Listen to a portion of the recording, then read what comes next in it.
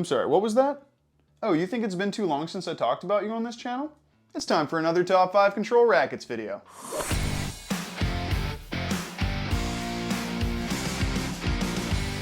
Hey everybody, it's Luca from Rackets Runners. Hopefully you liked that intro. It's been almost exactly 1 year since we released our last Top 5 Rackets for Control list, so I figured it would be the perfect time for a new one. We've also done a Top 5 spin, power, a Top 5 string video. Somehow you guys convinced me to do a Top 5 Rackets for a one-handed backhand video. I don't know how that happened, but anyways, logically it's time to come back to Control now. But of course, before we go on, let me remind you that any of the rackets we talk about here you can check out on our website, racketsandrunners.ca. Please remember to like the video, subscribe to the channel, follow me and the store on Instagram, and let me know in the comment section what you want me to cover next. Now let's talk about some criteria, and there's one thing I want to clarify right away because there's always been a bit of confusion when it comes to control rackets. Spin has become very important for controlling ground strokes, especially if you play a modern style. Because of that, some people were curious as to why rackets that help you produce spin weren't on the previous list, but that's because spin rackets don't provide a traditional sensation of control, and that's the type of control we're talking about today. Traditional control comes from a feeling of total confidence that your racket is going to put the ball where you tell it to. With spin rackets and even power rackets, the characteristics that help them amplify those things also take away from a bit of that traditional control. For example, spin grommets, which amplify spin, also add a wildness to the string bed, and that wild sensation is the opposite of what we're looking for. Now, how do control rackets create that confidence-inducing sensation? Well, it comes from the frame's consistency, stability, solidity, and also an understanding of what the ball is doing in the string bed during dwell time. That last little bit is something that's very difficult to describe, and it's what us tennis players call a sensation of good feel. I love talking about feel. I try to describe it in as much detail as possible, and good feel is crucial in making a racket good for control. So there you go. Consistency, solidity, stability, and good feel. That's the criteria, and generally those come on rackets with small head sizes, thin beams, dense string patterns, and more often than not, soft flexes. I'm less set on the idea that a good control racket needs a soft flex because I actually think if done properly, a stiffer flex can feel very solid and especially responsive, but still, the best control rackets do tend to be a little softer. To make the top 5, a racket needs to fulfill most of, if not all of these criteria, with a little exception for one of the rackets regarding a small head size. No prizes for guessing which one. But here's the thing. I'm not just going to be ranking which rackets are the most ultra-controlled, super precise on the market right now. There's a reason we don't see 90 square inch 1820s anymore, because as good as they are for control, they're just not competitive in the modern game because they lack well-rounded playability. With the style of tennis played nowadays, even control rackets need a certain amount of spin, power, and user-friendliness, so I'll put a huge emphasis on their control, but I'll also judge them on those other characteristics. Now that the criteria is set, I'm really excited to talk about these 5 rackets, and honestly, there are so many good control rackets right now that I could easily have made this a top 10. I'll obviously include some honorable mentions, but I'm also curious to know if you guys would be interested in seeing a full-on control rackets tier list, so let me know in the comments if that's something that would interest you. But without further ado, let's get into the top 5. Coming in at number 5, we have the Dunlop CX 200, and I thought I had the new one with me, but I don't, so you're just gonna have to see the old one.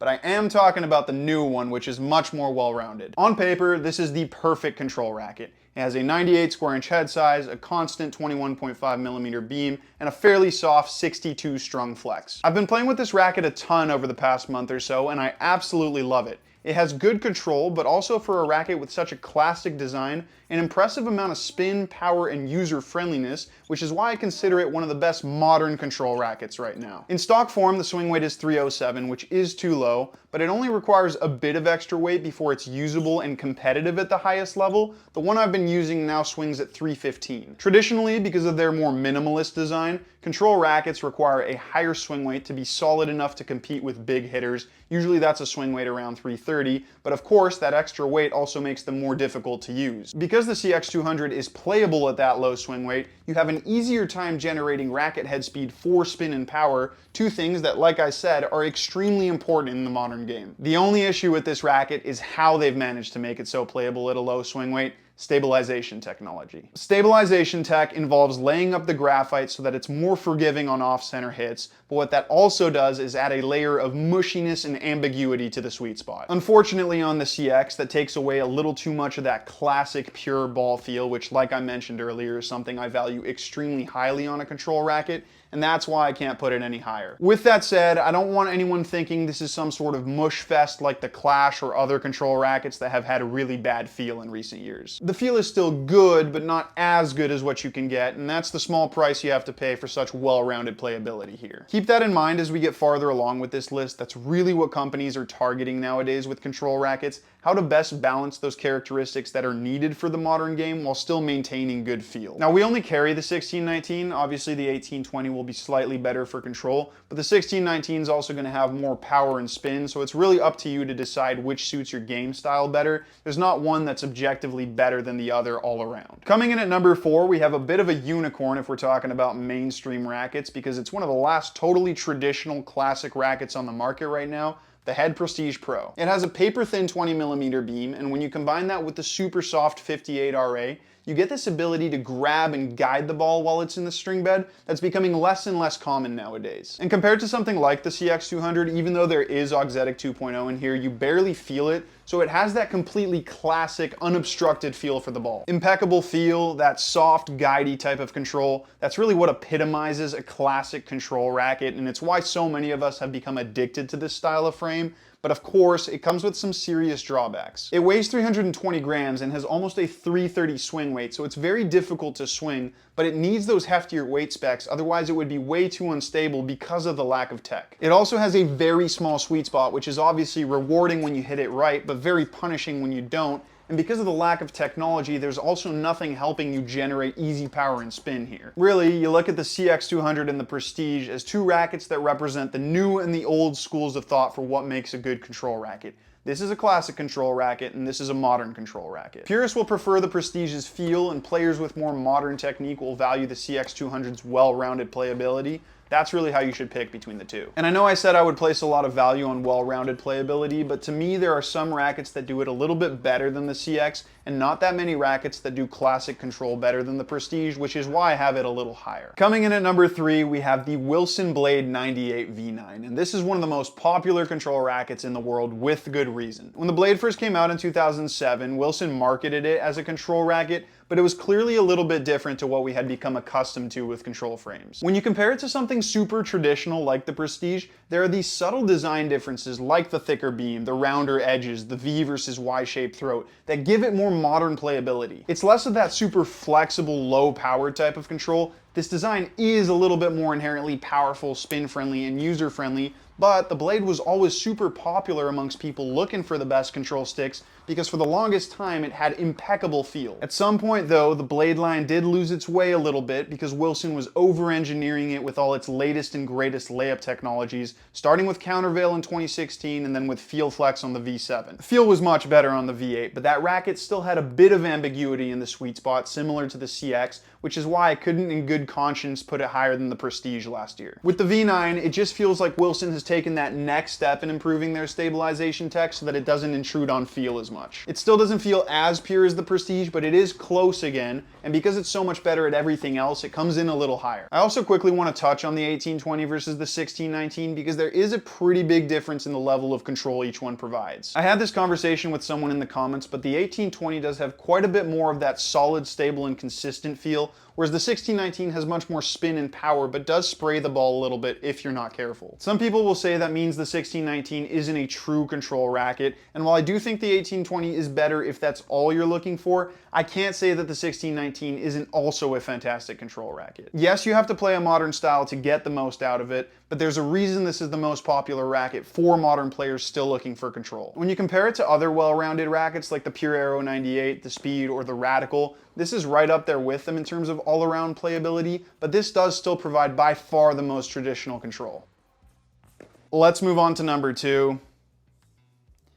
Yes, it's been dethroned. I actually can't believe I'm doing this because I absolutely do still love this racket, but I just can't put it number 1. I'll talk about why in a second, but first let's talk about why it's so good. The Gravity Pro is one of 2 rackets on this list that makes absolutely zero sacrifices in terms of feel. Like the Prestige, there is barely anything going on inside the layup that gets between you and the ball. So it has that addictive feel factor, but the difference between this and the Prestige is that it's also significantly more well-rounded. That's because it has a 100 square inch head size. That opens up the string bed so it's easier to generate power and spin with. It's also much more forgiving, but it does all that without sacrificing any precision. You see, normally going up in head size makes everything easier, but it also usually takes away from that rewarding, very precise feel of something with a smaller head. That's why pretty much every Control branded racket is a 98 or smaller, but somehow that loss in precision just is not the case here. It does have all the other ingredients for Control, a constant 20mm beam, an 18x20 string pattern, a fairly soft 61 RA strung, but still, you wouldn't expect this much precision from something with a 100 square inch head size. So it's awesome, but the reason it's not number one, and this won't be a problem for some people, but I do think this is a slightly one-dimensional racket because it does perform best from the baseline. It's heavy and has a high swing weight. Most traditional Control rackets are like that, but the difference here is that the 100 square inch head and this unique teardrop shape make it pretty clunky. That doesn't negatively affect it from the baseline where you have time to set up your ground strokes, but it doesn't perform quite as well around the rest of the court, especially at the net. One of the major benefits to using a Control racket is that even if they are quite heavy, they feel small and quick to respond with, so they do perform quite well at the net. That's not really the case with the Gravity Pro. It's still stable and precise, so it's not bad, but great volley sticks also have to be maneuverable, and most other Control rackets have all three of those things. I do just quickly want to reiterate why it pained me so much to not put this racket in first place. From the baseline, if you're an advanced player, I really don't think there's anything better for Control right now. It gives you that gorgeous dopamine hit when you make good contact that is a sensation that's far too difficult to find nowadays, and it does all that without being nearly as punishing as something like the Prestige or older Control rackets. To me, this is still one of the most unique rackets, and it needs to be cherished, and I will keep doing my part to let the world know just how special it is. Now let's go over some honorable mentions, and I have to talk about the Pure Strikes because I absolutely love them, but they're just not quite traditional enough in their Control profile to make it in the top 5. They have non-constant beams, so they don't provide that super consistent, flexible feel, which is totally made up for in the amount of power that it helps generate, but this is a Control rackets list. Honestly, I prefer the Strikes to some of the rackets on this list, but they just provide a different playability experience that I would describe more as a modern player's racket than a true modern Control racket. Then you've got the CX200 Tour, which is obviously an epic racket if you're looking for Control, but kind of opposite to the Strikes. It suffers too much in everything else. It doesn't have great spin, really no power whatsoever, and of course, because it's a 95, it's very difficult to use. Still, if you are a true purist looking for just the best Control, it doesn't get much better than the CX200 Tour, and the feel is much more traditional than the CX200. Finally, we have the Pro Staff 97, which was on the list last year but won't make it this year, in part because of some deficiencies, but also because the competition got better. The Pro Staff is different to a true classic Control racket. It's a bit stiffer, so instead of that guidey, buttery, soft type of Control, it's more point and shoot and very responsive. If you've used Pro Staffs for most of your career, you will still love it and the precision is top notch, but it does lack a bit of modern playability. Anyways, let's get into number 1. Last year I said this. I'm not the biggest fan of the new shape and the slightly thicker beam design that Yonex went for this time around. Also, I have to say that vibration dampening mesh in that soft of a racket just feels a little bit too mushy for my taste. Let's just ignore my horrendous camera presence for a second, but honestly, Yonex, you killed it, because changing up the tech in your Control racket has made for a massive improvement. Now granted, I am probably what you would call a certified hater of vibration dampening mesh, but that's just because it's objectively bad for feel. It's super muted, and while that's okay in rackets that aren't made primarily for Control, it's not good enough in a Control frame where feel is of paramount importance. This racket does still have stabilization technology, stiff racket face design to be precise, but out of all the rackets that have this type of tech, this is the one that provides the most traditional feel. So it's really just a simple math equation. You have all the benefits of what stabilization tech provides in terms of all-around playability, and the fewest drawbacks in terms of how it overpowers pure ball feel, and result, the best modern Control racket right now. It's significantly easier to use than the Prestige or the Gravity because it's playable at a low 320s, mid 3-teens swing weight, and it provides an equally consistent, stable, and solid feel. The Percept has also gotten a little stiffer than the last VCore Pro, but not in a bad way. The last VCore Pro was super mushy because it was very soft and muted. This has a much more sharp, well-defined feel, so much better precision, and really just a great blend of that more point-and-shoot style of Control and softer guidey Control. I will admit, I do still prefer the totally traditional feel of something like the Gravity Pro, but I can't justify putting it any higher because this racket is more user-friendly, and of course because it's more maneuverable, which means it's better at the net. I also think the 1619 is better than the 97D, which is the 1820.